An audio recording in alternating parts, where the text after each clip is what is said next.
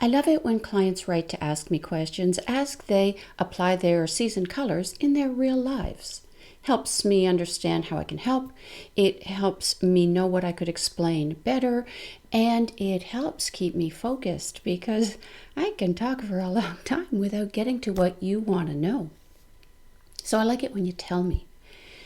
A soft summer client recently found the best foundation match that she's ever had. And the service matched her with 3 lipsticks at the same time.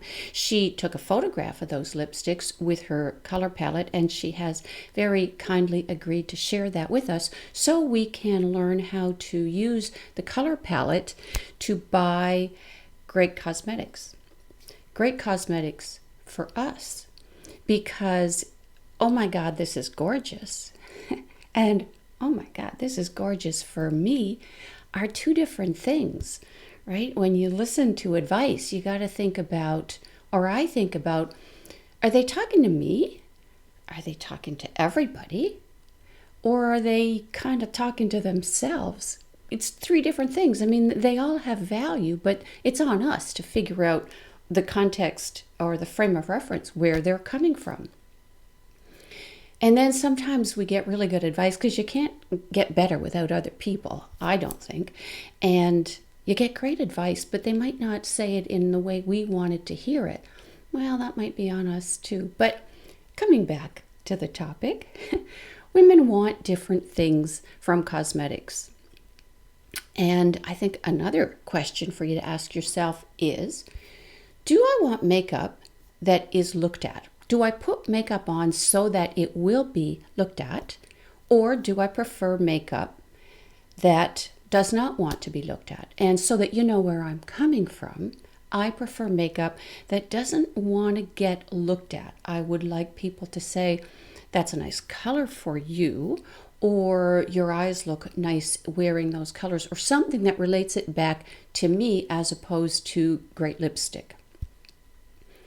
Also, so that you know where I'm coming from, I relate what's beautiful and what looks great back to nature's harmonies, nature's way of using color. And this is the reason why, because you don't have to explain it to people.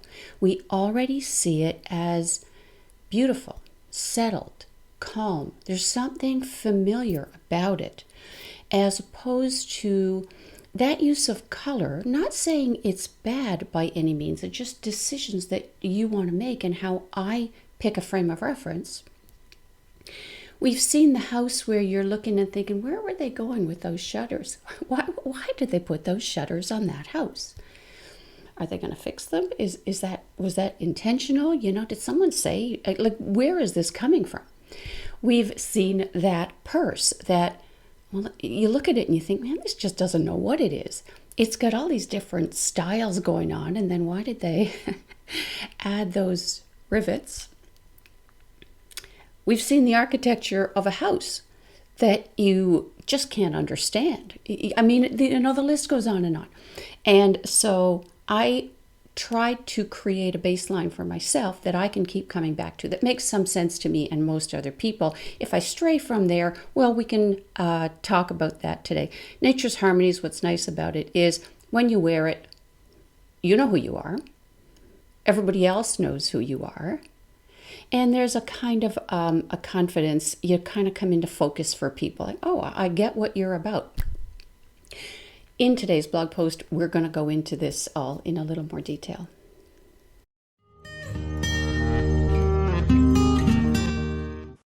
Hi, I'm Christine. Let's start with what you really want to know, which is what is the name of that foundation?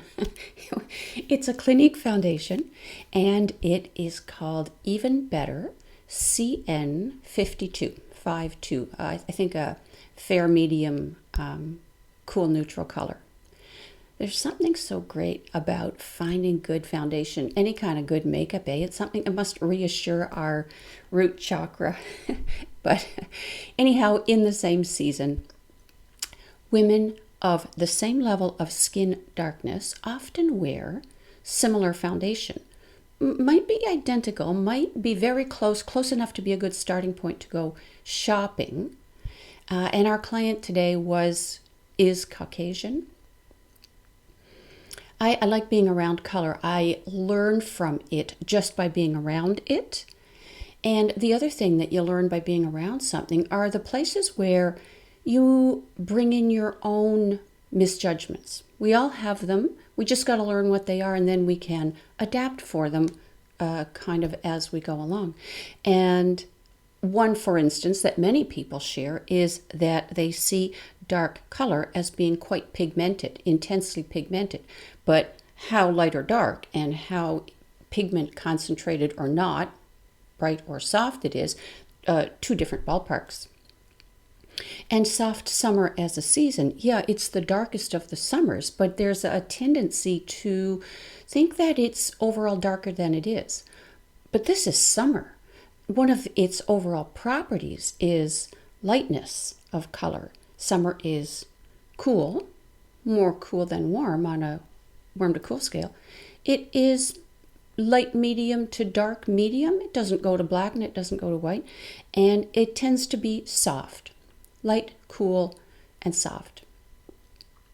In the podcast, which I do with Joran Harnies of Nordic Simplicity, all these links will be in the blog post and linked in the description box. We do a podcast at chrysaliscolor.com, and episode 25, which will publish on March 23rd, so many numbers to keep in mind, will publish on March 23rd, and it's all about how to use your palette to make great purchases. The same principles always apply, but with every application it's a little bit different. Let's say fabric with texture or with nap.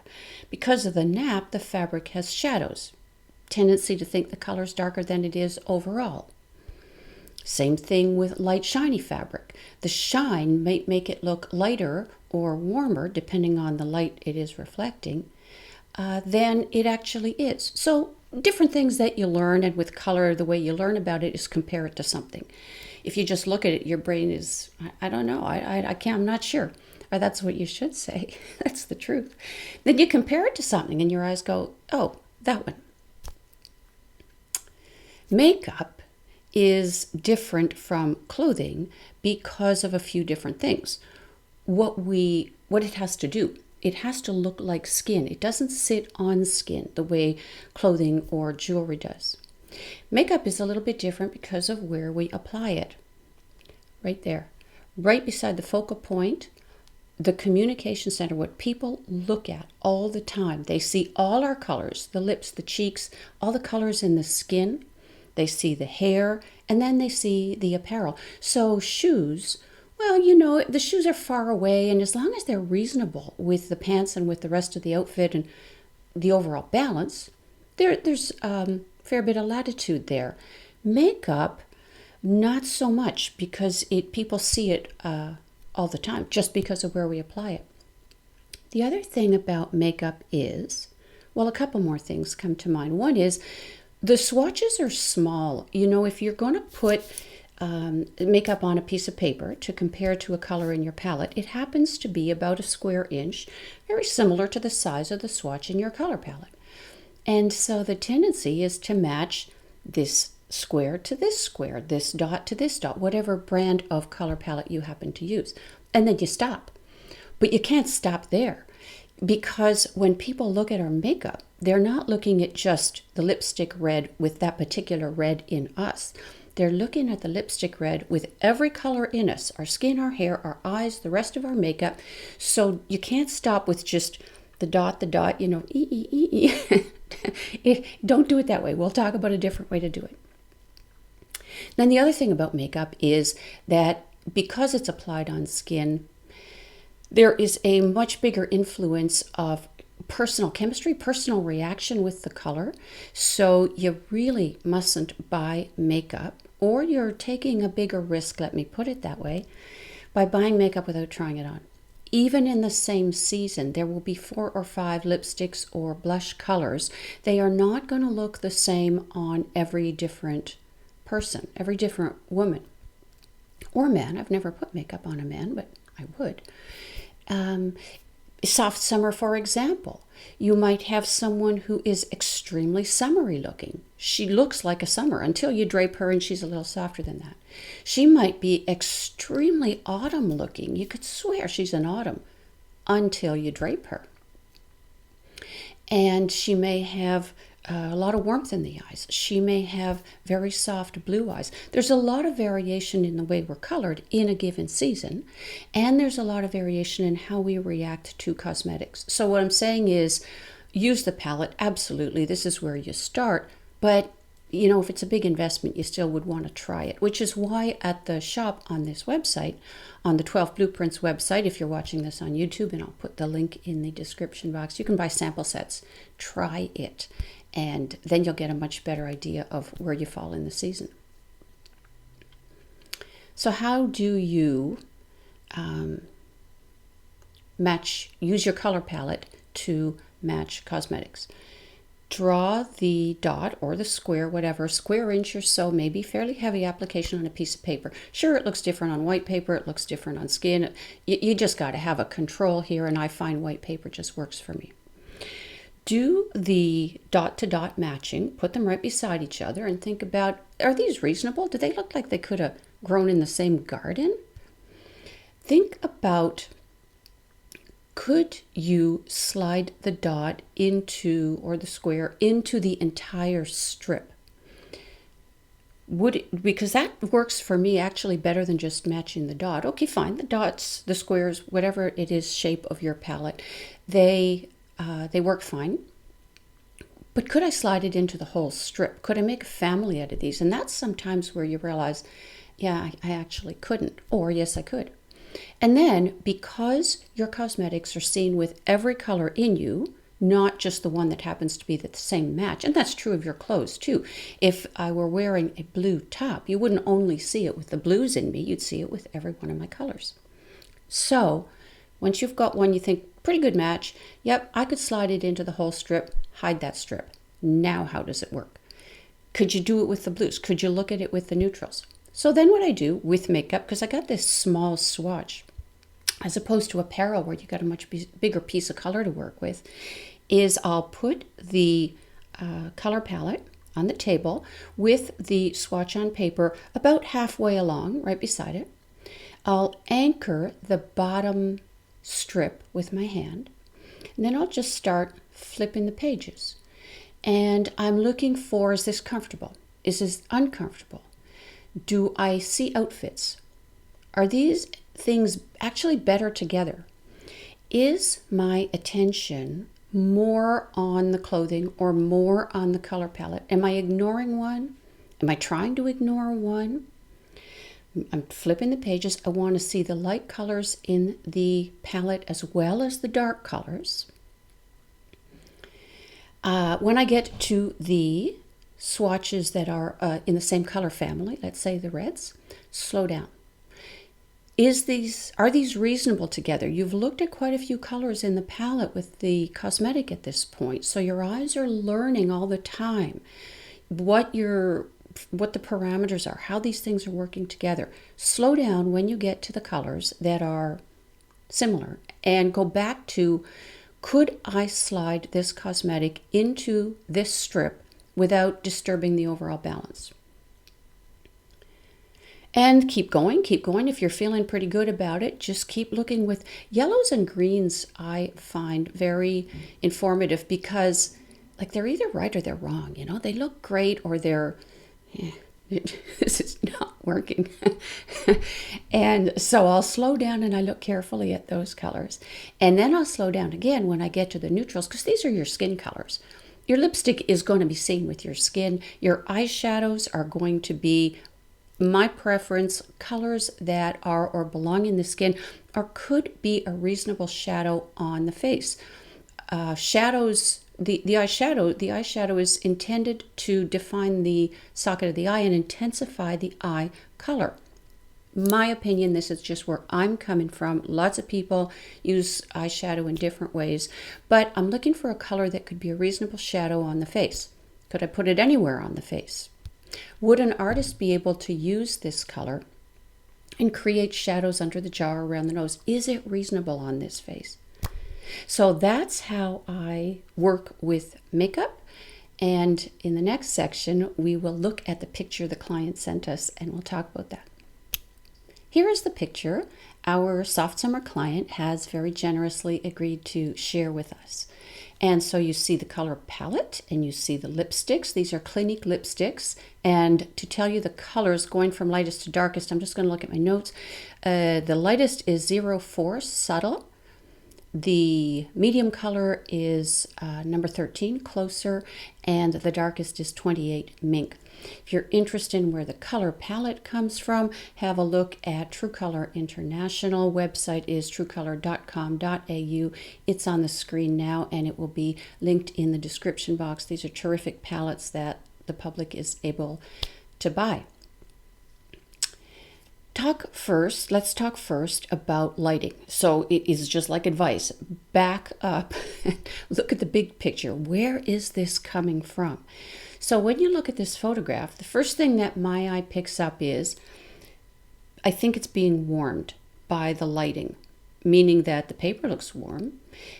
Between the color swatches in the palette, that strip is white. If you saw it just standing in daylight, it's white.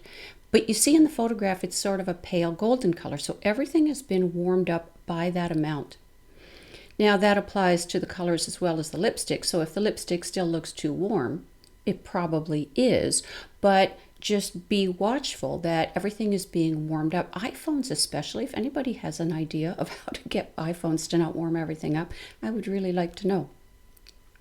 So you have this mental adjustment that you need to make.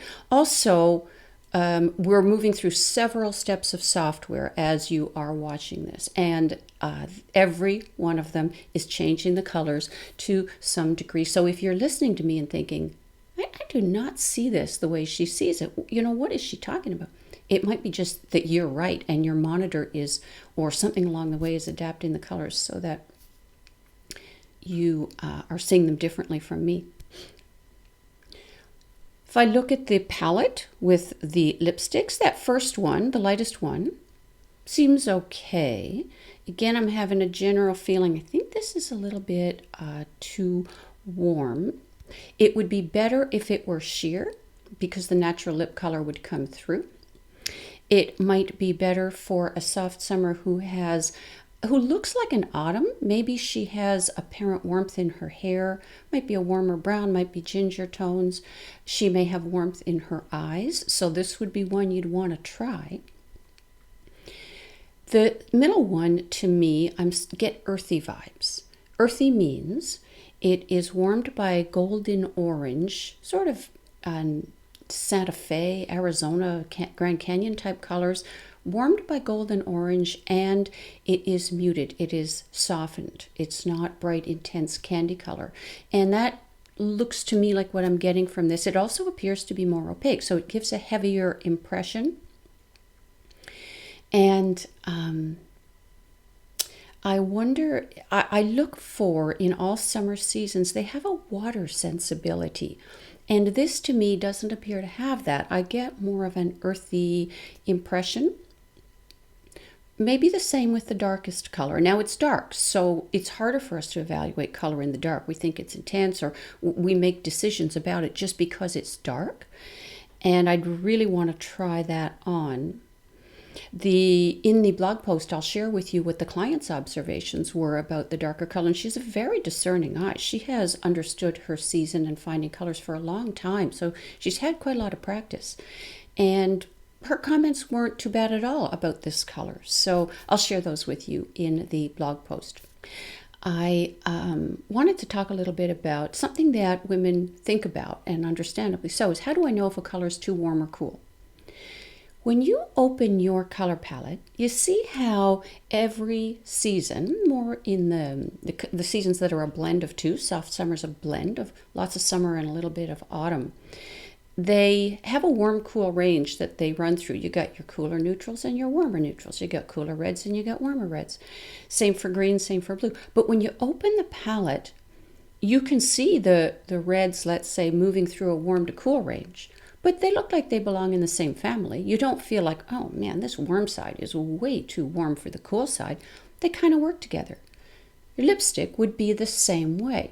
You would be able to put a warmish looking lipstick, like the light or medium colors in this image, along with an outfit on the cool side of the palette without feeling that it was disturbing in any way. They might not be your perfect match or your perfect lipstick, but they would belong together with the same kind of balance that the warm and cool strips in your color palette belong together. Continuing on with our soft summer theme, I wanted to show you the new eyeshadow palettes along with some landscapes. I love landscapes because you can look at the pure color harmony. When we see people and even when we see animals, we can get distracted by other things. Whereas with landscapes, we can just get a natural sense of how colors would work together. I am in the process of updating the palette colors, the photographs in the shop, and the pandemic has really interrupted color supply and availability, and so there are a lot of seasons. There are 6 now where once I'm out of the palettes that I have, it may be some time before we get some more, and the colors may have to be a little bit different. So some of them are the new photographs and some of the older photographs, but what's in stock is you can still see that information. Here is the first image. So we have this picture of the sand, and along the bottom you have the eyeshadow palette. Before you look at anything, before you make any kind of decisions, what's the context here? Well, the first thing is that you're looking at those eyeshadow colors surrounded by shiny black. Well, you're not going to wear them surrounded by shiny black. Of course, it's influencing how you think about those colors. Be the same if they were surrounded by white or skin or whatever they're surrounded with. It's going to affect the colors. So first thing, little mental adjustment. You put a little note in your mind.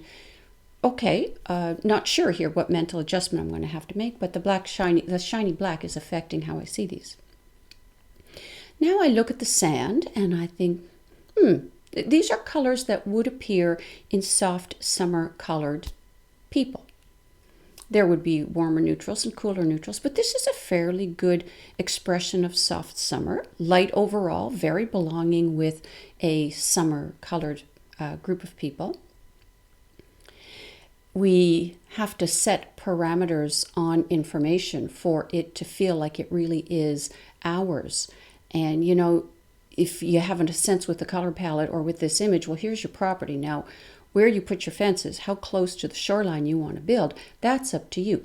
I like natural harmonies because the colors make sense together. Your eyes can move from the eyeshadow up to the sand, back and forth without feeling disturbed. You have ideas that, I could see this. I could see why a person with these colors would wear these eyeshadows. Would there be others? Sure, depends on where you want to put your fences, but this appears to be quite belonging. So let's look at a darker image for soft summer. Darker image, once again, these are colors that belong in soft summer colored people. Whether they look summery or whether they look autumny, if you're a soft summer, these colors are in you. You see the summer principles of diffusions. You see the summer principles of gradients. There's nothing bold. There's nothing dramatic here. Gradual color transitions. Again, your eyes can move from the eyeshadows into the landscape, back and forth, and think, yeah, this is reasonable. I could see why this face would wear these eyeshadows. These look like they would be natural shadow colors for the face. You see that red stone? What do you think about that red stone? It's not candy apple red. So most people might allow for the red to be variable, but very few people would put a candy apple in here. Nobody would likely put camel eyeshadow in here. So the charts, the palettes give you a frame of reference, and you can stay as close to them or as far from them as your eye likes to see. I looked at the red stone with the Soft Summer color palette. And when I got to the red strips, I looked with the cool and I thought, could I insert this color into one of these strips? Yeah, not too bad. Yeah. And then I let it surprise me. Does anything here kind of look better than I thought it would? Because the idea with us and our makeup is better together, not better makeup at the expense of us. Or nothing happens to us and, they're all the combinations. Us and our makeup should be better together. Well, I was kind of surprised with the cool strip. I thought, they don't look too bad. They kind of lit each other up. Something kind of interesting happened that I didn't expect. In the blog post, in the description box, all the links, we're going to look at a medium darkness image for Soft Summer, talk a little bit more about that. And then we're going to look at these eyeshadows with a true summer colored image, just to see the movement, how far did true summer go from soft summer and how well do the eyeshadows work. And we'll talk a little bit more about latitude and creativity, and natural landscapes allow for movement. They don't stick close to these charts.